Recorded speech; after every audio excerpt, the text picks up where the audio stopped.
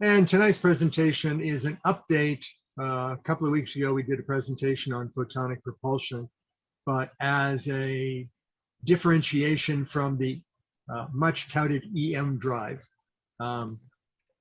as this is a more effective, more optimal form of reflective propulsion.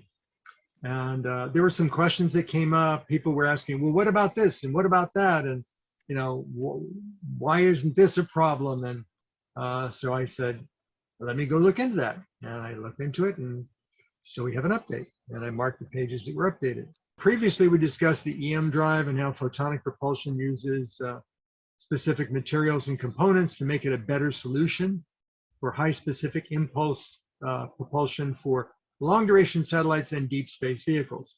There were comments that came during that presentation, such as the vector angle for the transfer of momentum is 90 degrees to the surface of the reflector. Therefore, in a cone-shaped reflector, it won't make it go that way. It'll make you want to go that way. So how do you fix that problem? And that's true if there was no mitigation to counter for that. So I came up with a mitigation, and you'll see that it didn't come directly, it came indirectly by way of something else, so it's proven physics. So there'll be mitigated material that counters that problem. So I've updated the content to focus on what that solution would be. And if there's any other comments, we can take those into account and maybe work it in a future update. So this is one of the original slides, and basically we've always built rockets that if you want to go up, you throw things out the back. And the things you throw out the back are chemical processes. It's either solid fuel rockets burning solid fuel to make energetic stuff go out the back, or it's liquid fuel. We mix fuels together or ignite fuels, and it pushes stuff out the back, and you go up, and all of that works really great, except that you run out of fuel rather quickly. So you better be going as fast as you need to go before you run out of fuel. Oddly enough, even the biggest of rockets only go about 5 minutes or so at maximum before they exhaust all that fuel in that big rocket to launch something small into space. So that's the hurdle that you have to get past. And if you want to send something out into deep space and you want it to last for more than 5 or 10 years, you need something other than this liquid chemistry-based fuel, F equals ma, throw it out the back kind of stuff. And so they started looking at ion propulsion. And when they looked at that, it worked really well up to about 10 years. And then ion propulsion runs out of the krypton or xenon gas in a fixed size spherical pressured cylinder sphere that holds the fuel. When you're out of fuel, your mission's over. But if you're something like Voyager 1 and Voyager 2, and your electricity is provided by way of radioisotope thermoelectric generator, is basically the heat of plutonium. It's not fission or fusion, it's just thermal radiation, which goes into thermocouples, which the heat produces electricity, and that's what powers the spacecraft. And it'll do that for a number of decades, and then it slowly declines. Well, if you've got that for your source of electrical propulsion, for your radio and your sensors, and you're just on a winging it transition, velocity on a trajectory going out of the solar system, you can have things like Voyager 1 and Voyager 2 that are around 50 years moving through space. That's the kind of thing you want. So anything that has lasted many decades has always been of this kind of defined trajectory where it's just moving on its own. There's no actual propulsion needed, which is not entirely true. There are solar wind adjustments they have to compensate for, which means they occasionally have to use their inertial mass or gyroscope to rotate themselves so that their antenna could continue to point towards Earth.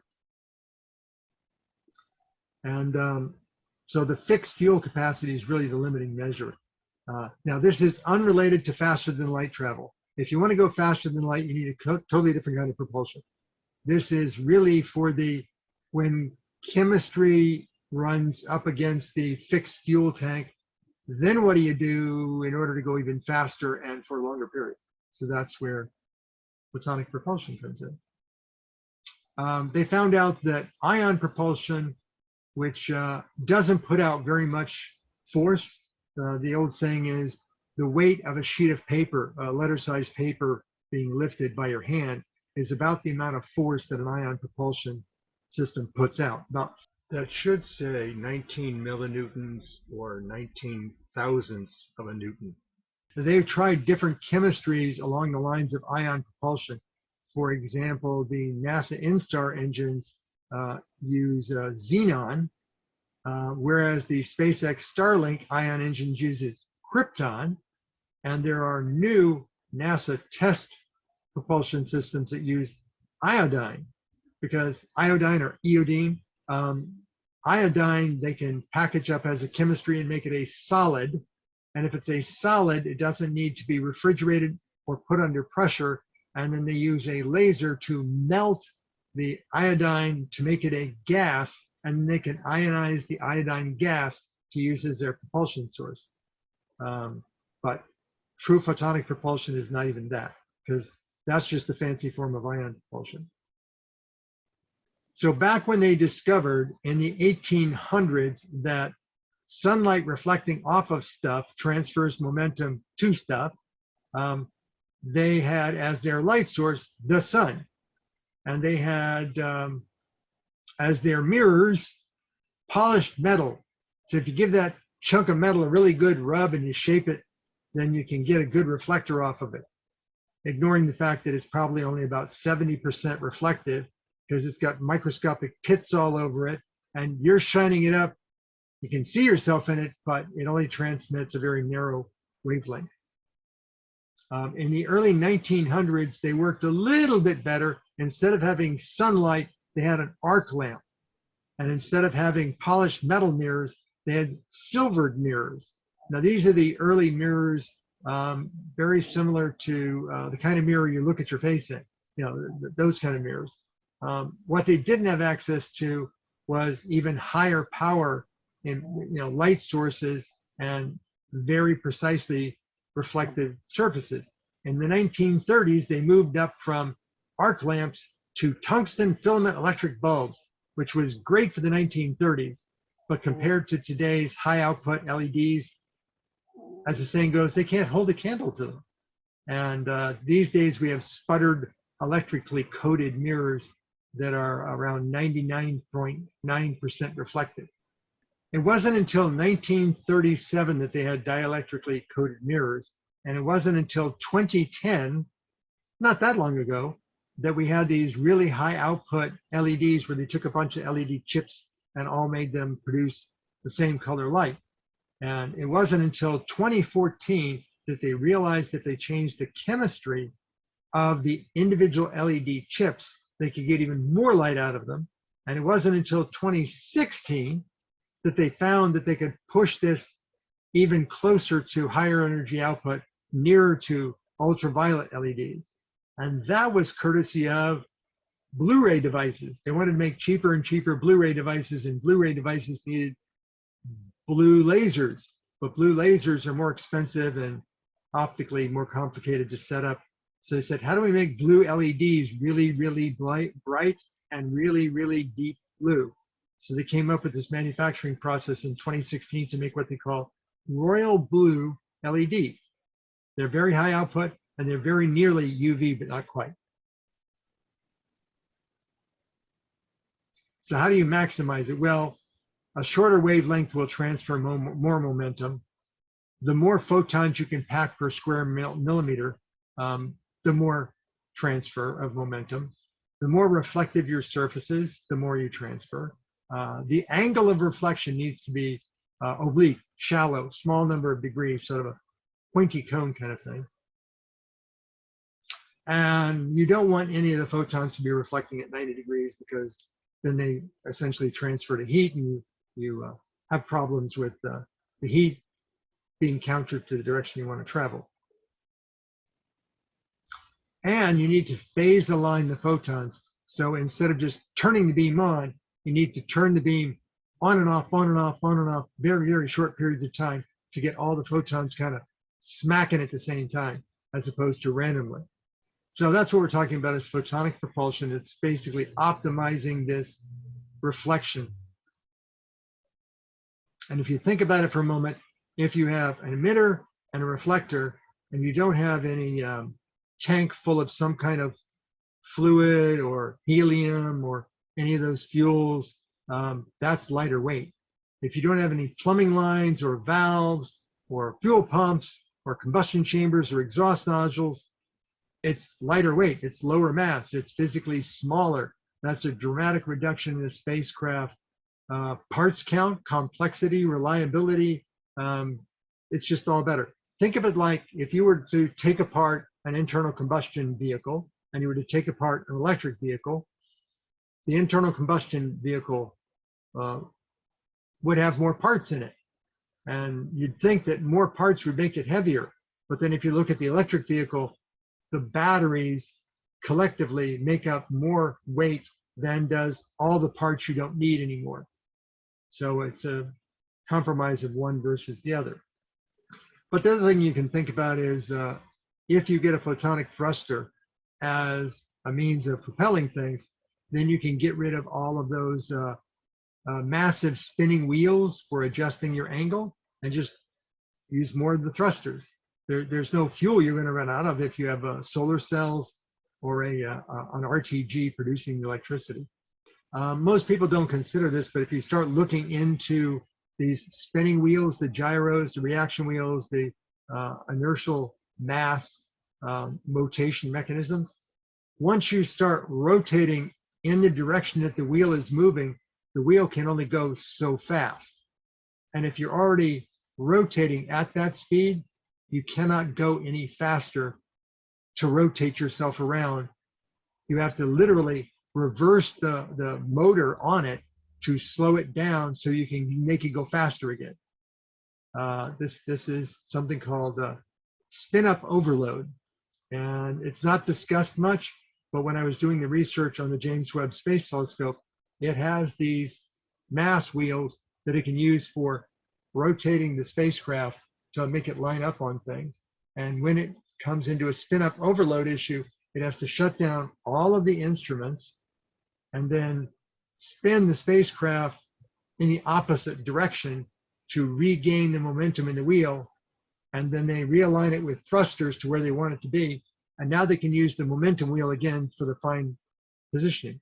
Plus, if you've ever looked at a spacecraft like the Lunar Excursion Module, the LEM, it has all these little thruster nozzles all over the body of it. And there's clusters of them. There's 3 in each basic quadrant of the spacecraft. And those are reaction control thrusters. And that's because how else are you going to rotate it in all these, pitch, roll, yaw, 3 axis of each directions? Well, those are only about those used to be only about 1 Newton of force. So if you can get something that would give you even 1/10 of a Newton, you just leave it on longer. And now you have a solution for it. And the other thing is, I saw this with the Webb Space Telescope. When you fire up your chemistry-based propulsion system, it actually spews junk, garbage out the nozzle. That's the stuff that it's accelerating. And it's chemical. And those chemicals can wind up being a residue on your instruments, because when you spew it out, it's charged particles. And it has nowhere else to go, so it goes, oh, look, I find something that's the opposite charge, the spacecraft I just came from. So when you spew out that cloud of whatever, if you're not going too fast away from it, it turns right back around and comes and sticks on the outside of your spacecraft, which can contaminate your sensory instruments. So if you look at the Webb, the telescope is on one side of it, and the thruster is on the bottom side of it. And the reason for that is they don't want the thrusters exhaust contaminating the instruments on the top of the telescope where the imaging is done. So they only have them down there, and they use the reaction wheels to rotate the telescope in those directions. Okay, so what photonic propulsion is not. People were getting confused as to, is this anything like that ion engine or the Vassimer engine or nuclear propulsion or solar sails or warp drives or impulse drives? It's not really like any of those. It's truly photons reflecting off of something, transferring momentum to that something. And this is the basic engine design. You've got a heat sink that dissipates the heat off the light emitter, and then the light comes out one end and reflects inside of this cone shape, which has a hole on the end of it. And then as soon as the light reflections get almost to 90 degrees, they get exhausted. And the direction of travel is to the right, which is opposite to what you would normally do. Normally, you'd throw things out the back and go to the other direction. In this case, you're throwing photons that you no longer need out the front, and that's the direction you're going because the photons are being reflected off the cone and it's transferring momentum to it. But that's when Helen pointed out that, well, the way that the reactive force works is when you reflect off of something, the momentum is transferred at 90 degrees. So if you have a mirror that's like that, which would actually be in a cone shape like that, and the light comes through at 90 degrees to it, then it's not going to push the mirror this way, it's going to push the mirror this way. And if that's your cone, then it literally wants to push the cone apart. So you need a solution to that problem. And the solution to that problem comes from fiber optic cable. So when they first started making fiber optic cable, they said, why don't we run a fiber optic cable across the floor of the Atlantic Ocean? And now we can connect things up at high speed from North America to Europe or to Africa. And they tried that and they found out, the light only goes so far. Now, they didn't actually lay the cable into the ocean. They actually tested the cable out on the shore in big reels, and they found out the light doesn't go as far as we thought it would. And it's because when the light reflects inside the cable, if the light reflects such that it comes at 90 degrees, then the light literally goes into the reflector, gets transferred into infrared heat, and no longer bounces anymore. It won't make it to the far end of the fiber optic cable. So they found that if you make the fiber optic cable multiple layers, and you have an inner layer that is pretty much transparent, except it's of a glass chemistry that will bend the light towards ultraviolet. So it'll literally, if you think you're coming into the outer shell of the cable 90 degrees, it'll actually bend the light so it sort of gets down the length of the cable and not cross to it. So that's pretty much transparent. And then on the outside of that layer, you have a cladding, and that cladding is 100% reflective, highly reflective. So anything that wants to come in at 90 degrees actually gets bent shallower than that and then encounters the reflector and will now bounce back into the cable. So instead of it bouncing around inside the cable, it actually bounces to the outer edge of the cable and then back in. And that confines the beam of photons more towards the core of the fiber optic cable, and that made the light go much farther. Well, we do the same thing. We start out with fiber optic cable that's just a cylinder. We start out with our propulsion reflector, which is just a cone. And then in order to improve it, they actually made it a cladding. And so they have two layers. And we would do the same thing with our cone. We'd have an inner transparent layer that has a chemistry such that the index of refraction bends the light inward. And then we'd have a reflective surface on the outside of it, which pushed the photons back in. So that's the solution to the problem that Helen so rightfully pointed out when we had the last presentation on this. So how to calculate the net effect? How much force are we going to get out of this? I had to add a section in here on how you calculate that vector angle so that it gets the light back in without having it go 90 degrees to you.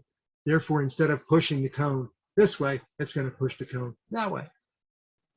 And the other thing that I discovered, and this was from a different presentation that I did, is that if you get too close to ultraviolet, your reflectivity goes down because ultraviolet does not like to transfer through glass. It gets blocked by glass.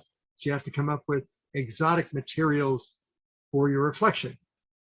And so by not making the emitter in ultraviolet, making it just shy of ultraviolet, using those lovely royal blue emitters, you can get 2 times the momentum transfer that you would for microwave without getting into complex reflectors that you would need for ultraviolet.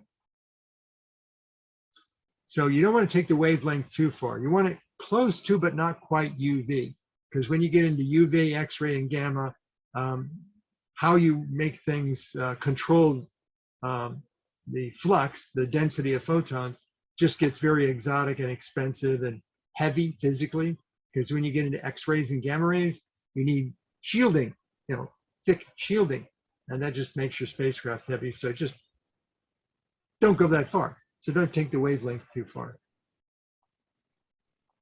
And we found out last time that if you want to, you can get up to a very high output LED, but if you do it at broad spectrum, you don't know what the actual maximum wavelength out is going to be. You don't know if it's going to be blue or red or orange. It just looks white.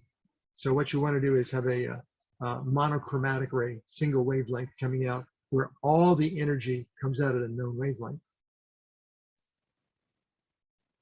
And then you can take the power too far. I know that you can actually buy these LED emitters up to 100+% watts of output very cheaply.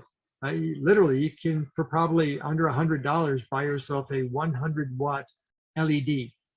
They use them in grow houses. I wouldn't know anything about that. But it's much better to get yourself a lot more 3 or 5 watt LEDs. And the idea is that LEDs have this thing called efficiency. It's how many watts you put in versus how many watts of light you get out. And as you make them higher and higher wattage, even if the percentage is the same, the inefficiency of total watts wasted goes up. So don't go too high. 3 or 5 watts per propulsive source is good. And if you need more, cluster them, make a few of them. It's good for redundancy. And I updated the index angle based upon having to change the material to make it bend the light inward. And then I mentioned the reflectivity and how the outer cladding adjusts that. And then here's a slide discussing the transfer angle and how the change in index of refraction actually bends the light more towards the direction you want to go, and how that relates to optical fiber. And then we got into the math of how do you calculate the end result? And it goes through a couple of slides here. If I look at the nanometers of output of the LED, that tells me how much energy how much momentum I'm transferring per photon. But now I need to calculate, well, how many photons and over what square area, and add all that up, and then you'll find out what you're getting from the device. And then if you're switching it off and on really fast, maybe you're only getting 50% duty cycle. So you have to back it off a bit on that. And then, as I mentioned, the power efficiency.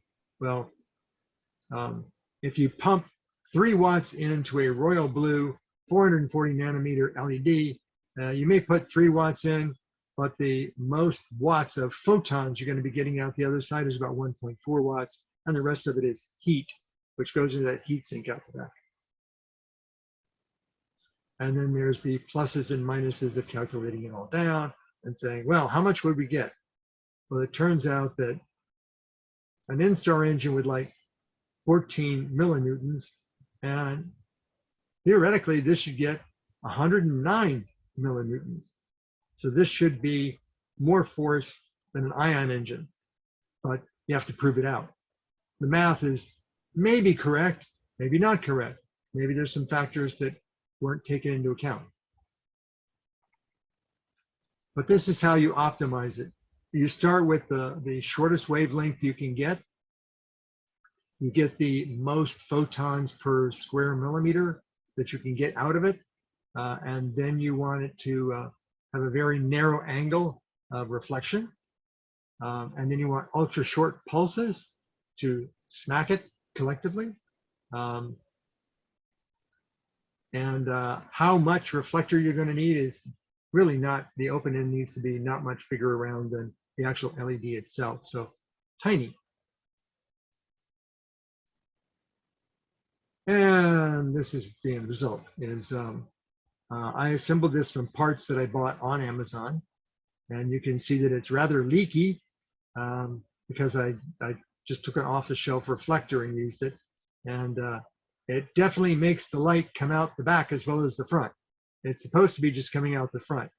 And now that I'm studying multiple layer reflectors, I have material for my 3D printer that I can still use this cone on the outside, but I'll make a clear cone that goes on the inside of it that bends the light through index of refraction change, bends the light more upwards so that less of it will come out the back end. And I'll make the 3D shell that goes on the inside cover the LED more completely so that less of the light gets out of it. But that's a project for another day. And lots of people will say, how do you know it works in the vacuum of space? Well, I own one of these. It's a vacuum pump and a vacuum chamber, and it has a pressure gauge. And so that's how I would test it in the vacuum, but I can't tell how much force it's putting out. That's the next step is, gee, I wish that some other folks out there would actually measure how much force it's producing. Turns out NASA does have an impulse pendulum, a force meter that can measure 1/billionth of a Newton. So that would be fine if they would do it. But unfortunately, because of the EM drive, and it's so much of a laughing matter that as people come out with new forms of propulsion, if it's not tried and true chemistry of some form, it just basically gets laughed out of the ballpark. So I'm going to have to come up with my own means of measuring it that other people can reproduce, which gets us to that. How do you measure such a small force? And the way I'm going to do it is on the left there. You have a mass, the M, and you take a force and produce it in the arrow direction where that F of t is. That's the force over time. And that will rotate the spring, and therefore it will produce this much force over this angle, and you can measure that in milligrams, which I think it'll be more like nanograms, but that's what I'll have to produce is one of these force meters that will do that kind of thing. The one that NASA has actually looks like the third one, but they have a lot of money invested in it. So when they want to test it out that way, it works differently, but it calculates the same thing. But then again, people will say, it's implausible, like that EM drive. But if you think that's the case, then you haven't noticed the improvements. And it literally took about 40 years before there was enough understanding of ion propulsion to actually put it as maybe this will work, as a technology demonstrator in a deep space probe called Deep Space One. And it worked so well that they didn't even touch the engines. They copied the engine design and put 3 of them on the Dawn spacecraft when it went looking for an asteroid in the asteroid belt. And they found that it worked well, so they sent it to another asteroid. And that's where it ran out of fuel, out of ion drive fuel. But what people always want is, well, how am I going to launch one of these things from the ground? Nobody seems to ask that of ion engines, but if you come up with a new form of propulsion, people will say, I'm used to like big rocket launches. How am I going to launch that? Well, yeah, you'd launch it in stages just like you do a regular chemical rocket. but the stages would be much, much smaller. And you might start out with the initial stage having a lot of emitters, and they're connected to a power source on the ground via a very thin wire. So it would have enough force to start the acceleration, and then it would run out of length of wire and it would drop away. And then you'd turn on the second layer, which might have some lightweight batteries. They would kick it up a little further, and then you'd finally get to the third stage where it would be using small solar cells to add more momentum to it. So that's how you launch one from the ground. And as I mentioned earlier, it's not the same as a Crookes radiometer or an ion or Hall effect drive or solar sails or warp drives, or the latest one is the Farron-Woodward Mach effect Casimir or Mega drive, which is touted as being similar to a Star Trek impulse drive, but not really. It's more like ion propulsion. And then conclusions.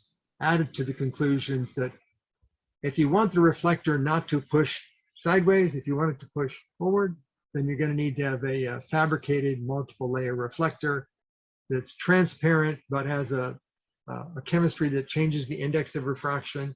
And then on the back side of that is where you actually put your reflector. And then that will transfer the momentum in a more linear fashion. And I updated the hyperlinks to include optical fiber and how that works. And with that, open to questions. Very nice.